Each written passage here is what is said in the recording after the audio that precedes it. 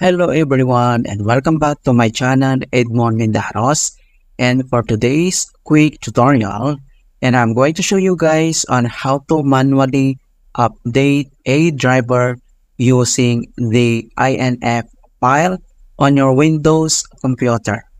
And without further ado, and let's go ahead. So all you have to do is to open up on a search menu. And dito sa search for apps, so type mo lang dito yung device manager. And then click mo lang dito yung open.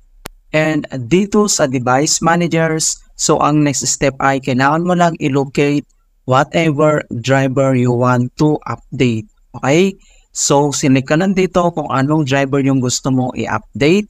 Alright, so for example, select lang natin itong audio driver. So select mo lang ganyan. And then kailangan mo lang mag-right click. And select mo lang dito yung update driver. So click mo lang yan. And pop up tong dalawang options na search automatically for drivers or browse my computer. So nasa sa'yo yan kung anong gusto mo dito sa dalawa na pang-update. And then itap lang natin tong search automatically. So click lang natin yan. And then makikita mo na dito na the best drivers for your device are already installed. Right? So, ang next step, so close lang natin tong device manager.